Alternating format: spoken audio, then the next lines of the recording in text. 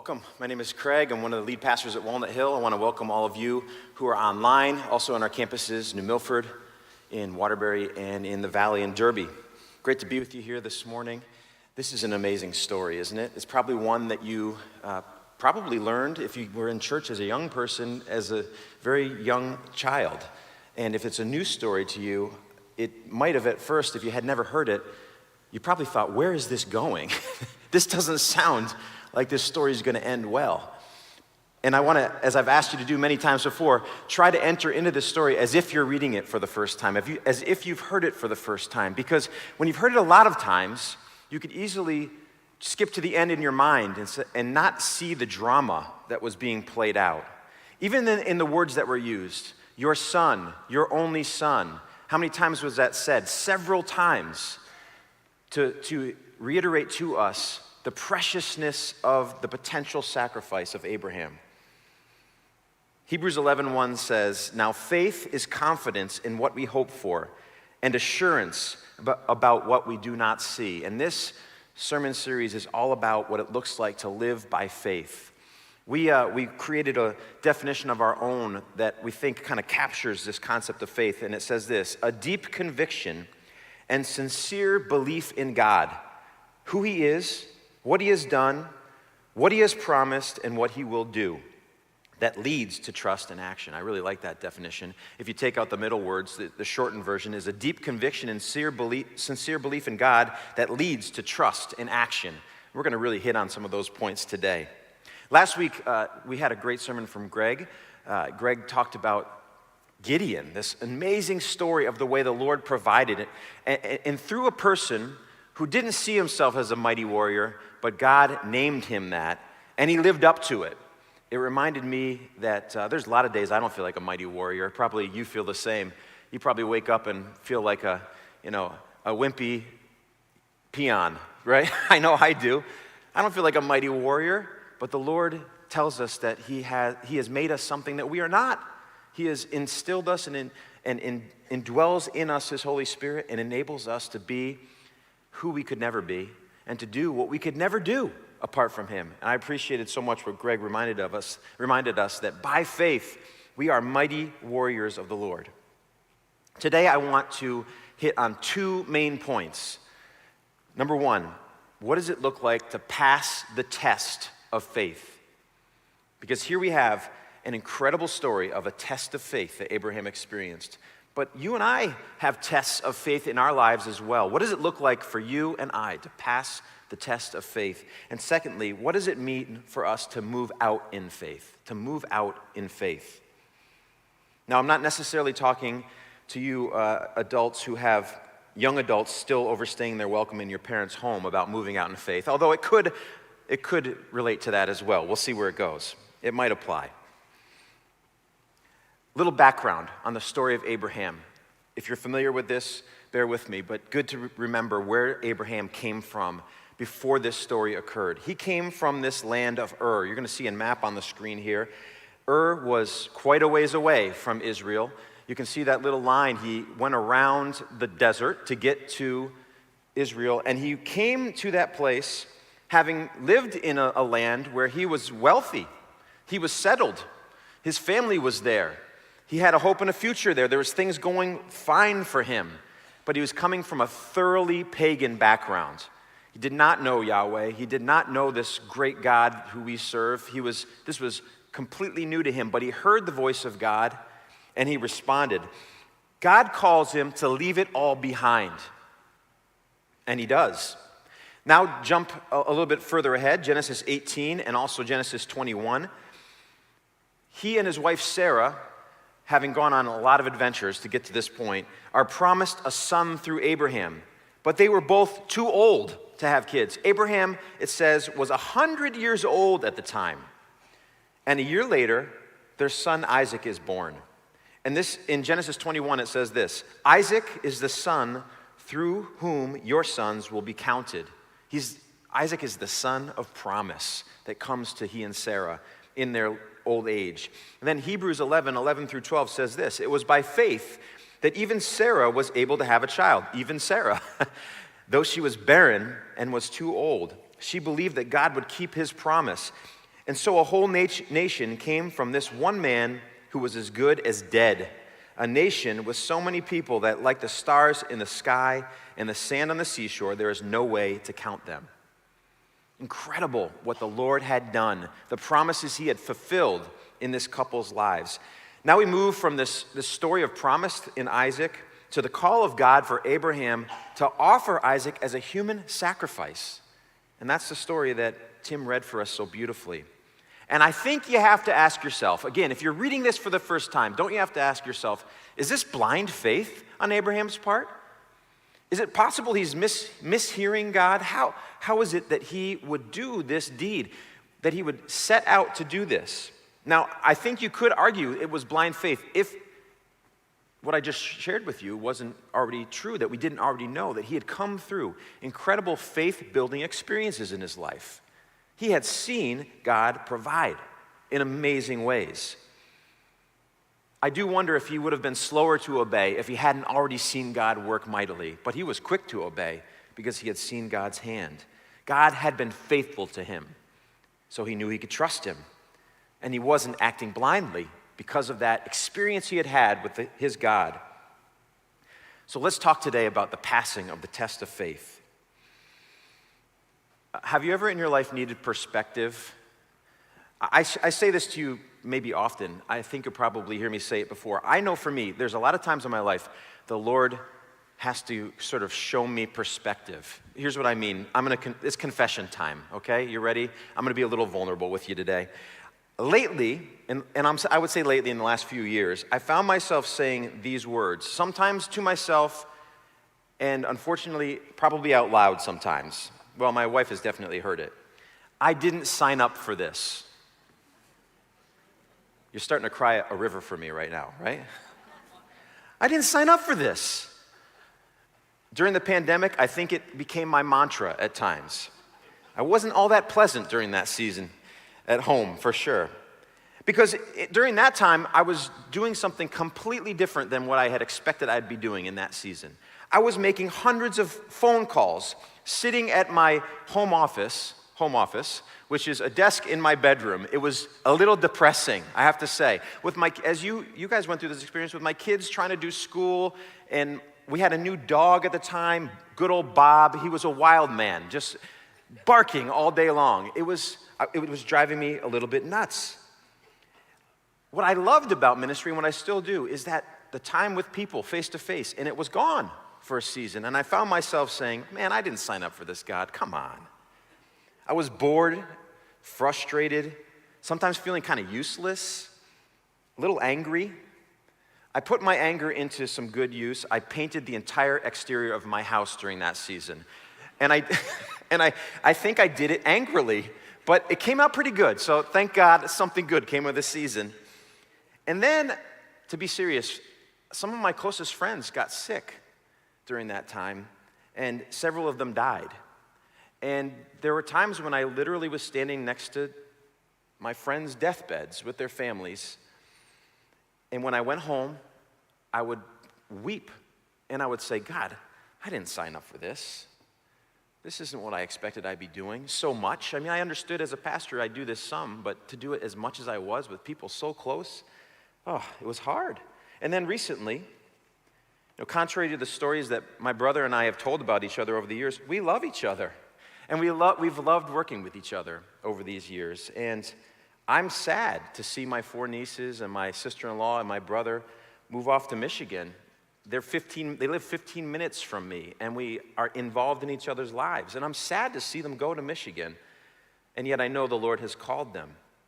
And so I've said to myself from a family perspective, hey, God, I didn't sign up for this. I thought we were going to have a few more years of this enjoyment of working together.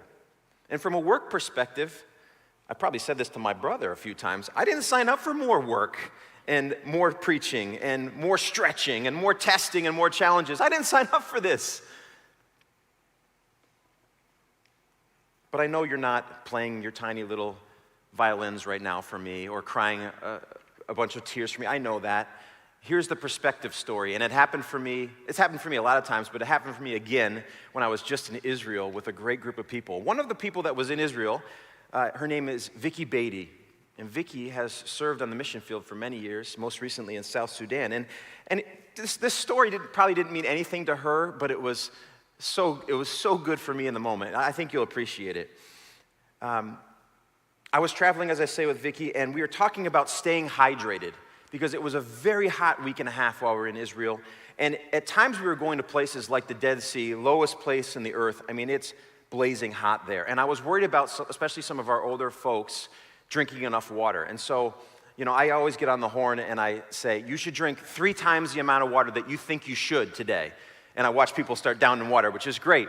But Vicky and I were joking about this because she said, when I was in South Sudan, it was a problem staying hydrated. It's very hot.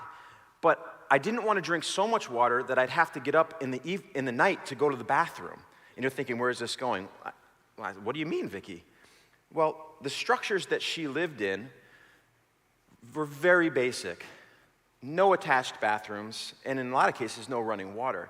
If she needed to go to the restroom, she had to get up and go to an outhouse in the night. And you'd say, well, what's the big deal?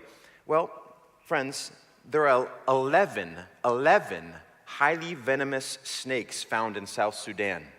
That was the big deal. Perspective, right? Now when she talks about this, by the way, she's not saying, I didn't sign up for this. She's just telling a funny story. And I thought, man, what a perspective moment for me to remind me of my first world problems as opposed to, in that case, her fourth world problems. Now, I'm not saying, please don't hear me say this, I'm not saying that your situation, the things you're going through aren't difficult. I know some of you are going through dark nights of the soul, difficult times in your life, things that you didn't sign up for. But what I am saying is that the test of faith, if it is a test of faith and not something that we brought on ourselves, which we'll talk about in a second, the test of faith is the one that the Lord has allowed for you to go through. And it's the one that he will be with you through. That's one of the things we learn about the test of faith through the story of Abraham. Let's look at it. Let's look at the test of Abraham's faith. First of all, it is really important to note that God never intended to have Abraham kill Isaac. Did you know that? He didn't change his mind at the last second. He never intended to have Abraham take Isaac's life. He was just testing him. Now you could say, this seems like a cruel test. I've spoken to some of you and said, when I first was a believer and I read this story, this was a hard one for me to get. I put myself in Abraham's shoes and I thought, Lord, why would you do this to this poor man? Let's remember that the Lord was going to entrust him with the growth of the nation of Israel, God's own people. But I can't really answer the question, why this test exactly, except for the fact that we're going to see the prophetic move of God through it. But it's important to note the difference between a test from God and the results of sin or poor decisions. This was not Abraham being punished, friends. Really important to note. Let me show you the difference. I can tell you a story here from 1 Kings 11 and 12, but I'm only going to read a short section, about the difference between a test from God and the punishment of God. You're going to see the difference. It's very clear. There was a promise to this king called Jeroboam in 1 Kings 11:12. It's summed up in these verses that you're going to see on the screen, 1 Kings 11:37 through 38. And I will place you on the throne of Israel, and you will rule over all that your heart desires. If you listen to what I tell you and follow my ways and do whatever I consider to be right, and if you obey my decrees and commands as my servant David did, then I will always be with you.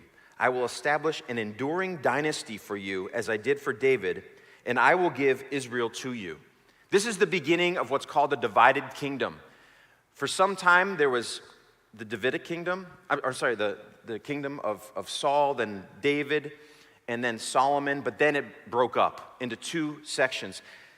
The Lord was giving Jeroboam the northern section, which was called Israel, which can be confusing, but the 10 tribes he was giving to Jeroboam. And this was the amazing promise. Do you hear some of the words? You will rule over all that your heart desires. If you listen, if you follow me, if you simply obey my commands. That's the promise. What was Jeroboam's choice? Tragic.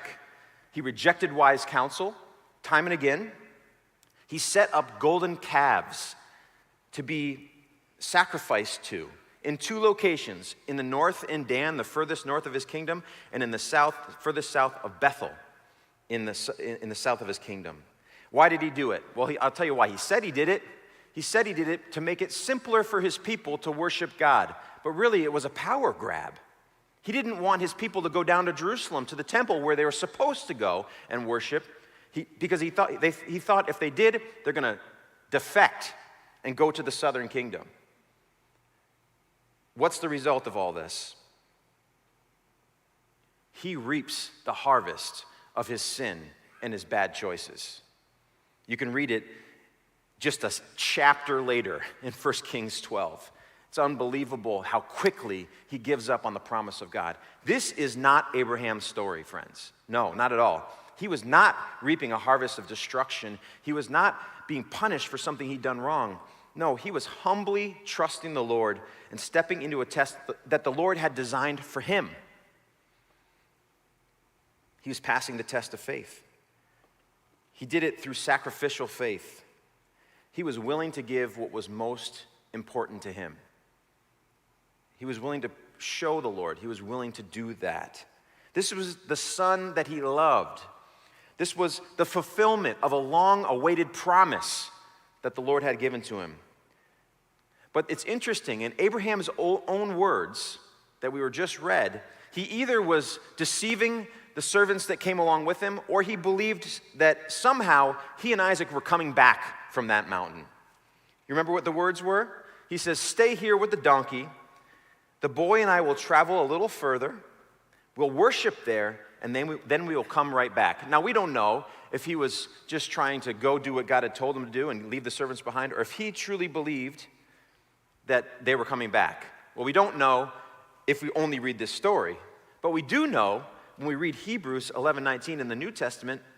Listen to what he says, what's said here. Abraham reasoned that if Isaac died, God was able to bring him back to life again. And in a sense, Abraham did receive his son back from the dead. So the New Testament writer believes that Abraham was taking this test, succeeding in the test, knowing that God was going to provide somehow. I think that's exactly what's going on here. See, when God asks you and I, just as he asked Abraham, to do something very difficult, when he tests, he provides the answers. He provides the answers. Now, on the flip side, don't forget the story of Jeroboam. We can't blame God when we knowingly act out in sin and make bad decisions and ignore wise counsel. Don't blame God for that. That has to be on us. Now, the beauty is we can go straight to the Lord, ask for forgiveness, and move forward from those things. Sometimes we have to live with the ramifications of those sins and bad decisions, yes. But the Lord forgives us and allows us to move on. But here in this situation, and in the situation you may be in today, some test that you're experiencing, the Lord wants to provide the answers for you. Abraham was willing to sacrifice what was most important to him. Secondly, he had this patient faith that was so incredible. He didn't know how the promises that were given to him about the nation of Israel were going to come to fruition. They're supposed to come through Isaac, and yet here he was potentially having to sacrifice his only son. He had to wait before this moment for Isaac to be born when he was 100 years old in a way that should have never happened. And now he's being asked to do something that he can't even understand. There on Mount Moriah, he even, right to the last second, what did he have to wait for? That ram to show up miraculously, stuck in the thicket, ready to be sacrificed in place of his son. Can you imagine what a challenge it was for him in that moment? Can you imagine? I thought about this some this week, because you try to put yourself in their position. He goes up the mountain with his son. We're not talking about it. He's not carrying his son. His son is carrying the wood, so he's a teenager. They're having a conversation. His son's like, "Dad, what are we doing here? We forgot something really important, Dad, the actual animal to sacrifice." They get up there, and how slow do you think Abraham laid out that wood? Getting it just right. He didn't want to have to do what he thought God was asking him to do. And then the Lord waits to the very last second to say, hold your hand. I've got something in place of your son. There's patience here. Friends, God doesn't throw generic tests at you. He didn't do that with Abraham. He threw a specific test his direction for specific reasons. He wanted to find out if he could trust Abraham with a lot more. So often that's what the tests are in our lives. He wants to find out, will you be faithful through thick and thin? Can I trust you with more in my kingdom? Can I trust you to be faithful when it gets hard? Are you going to see this thing through? That's so often the test of faith. Secondly, I want to talk about moving out in faith. Abraham demonstrated this by being responsive.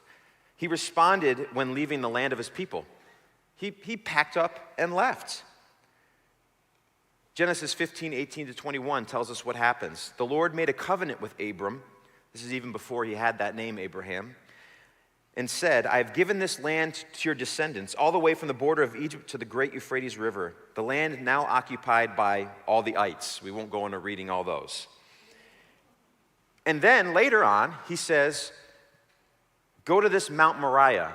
It's not necessarily a place that he knows. And what does it say about Abraham? He sets out first thing in the morning.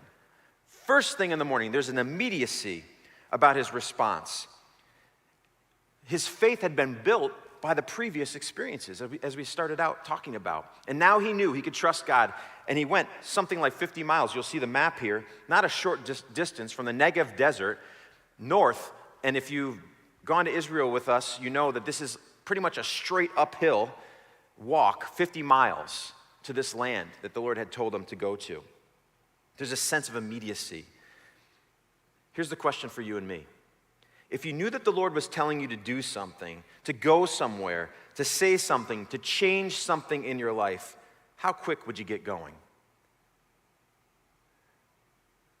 Abraham went immediately. 50 miles from Beersheba to Mount Moriah. To a place, again, that he didn't even know. The unknown right in front of him. I can relate to this in some way. I want to just tell you a personal by faith story that I've gone through with my family. I didn't have to go that many miles, but it felt like I was going to a foreign land. It was in 2008, 2009 time frame, and this church, Walnut Hill, decided not to build bigger buildings here in Bethel. We felt like that wasn't the answer. We had prayed as a church. We were growing. We wanted to reach more people. We felt like the Lord said, now is the time to move into new communities.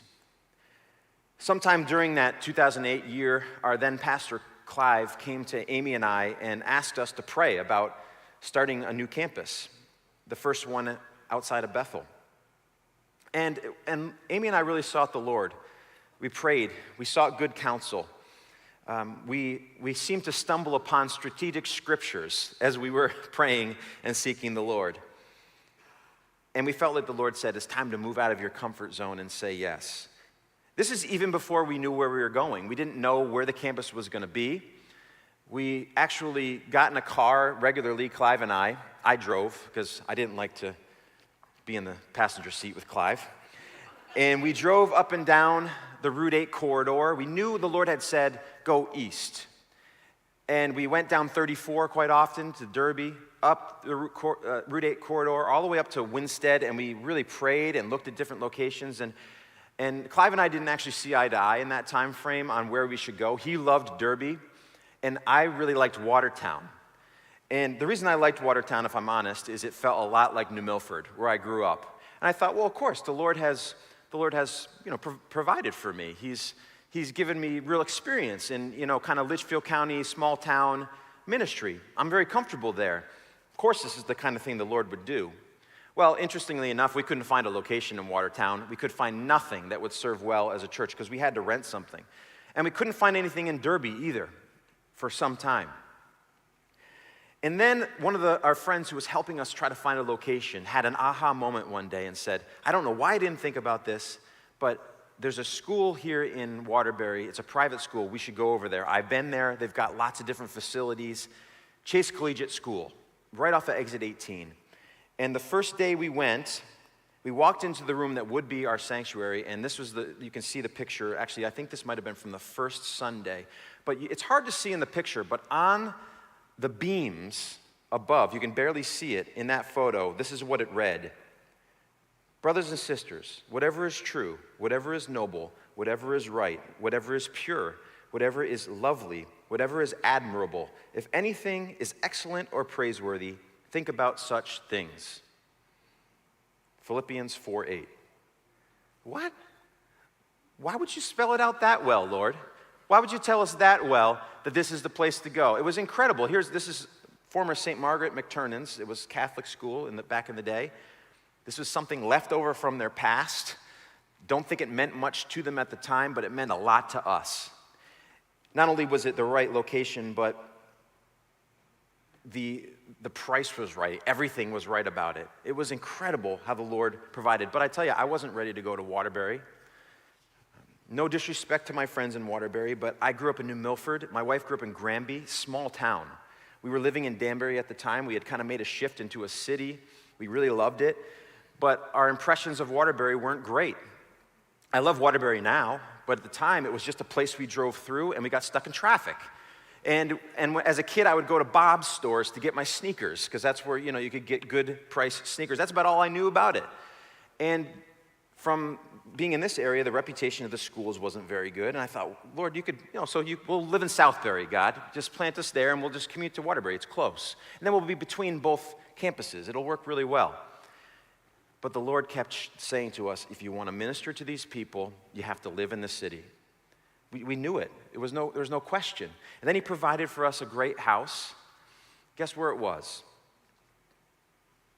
There's a crosswalk from the neighborhood I live in that you get out of my house, walk about 100 yards, cross it into the Chase campus.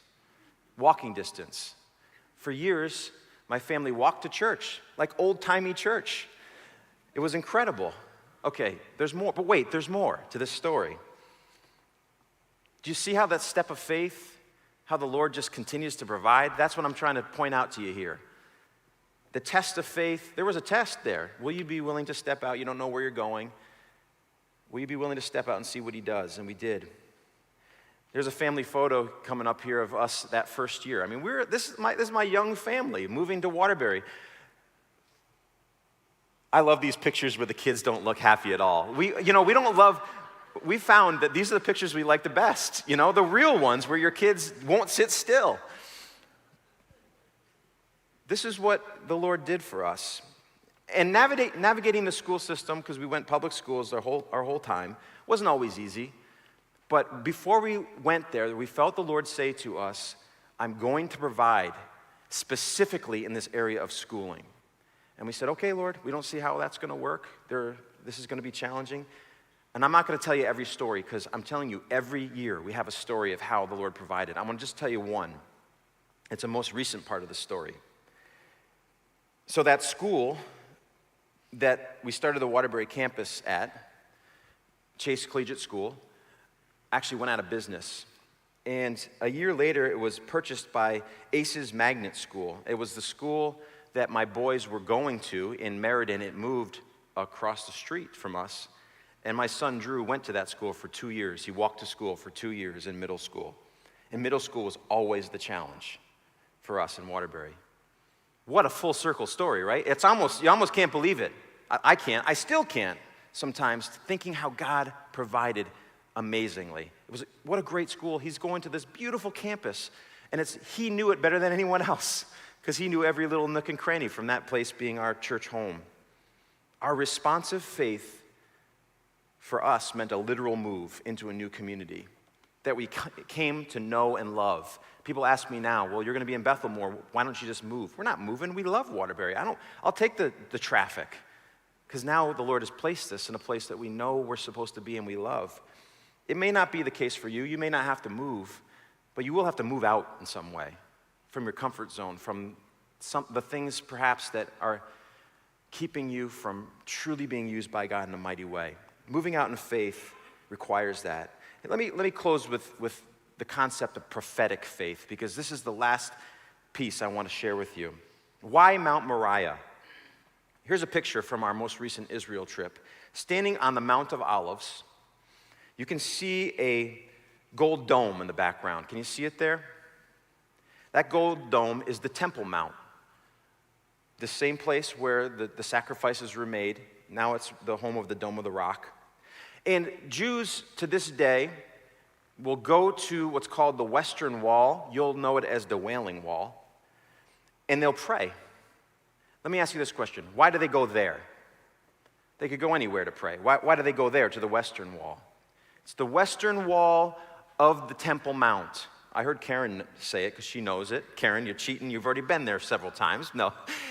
It's the closest place they can get to the original Holy of Holies of the temple. That's why they go there.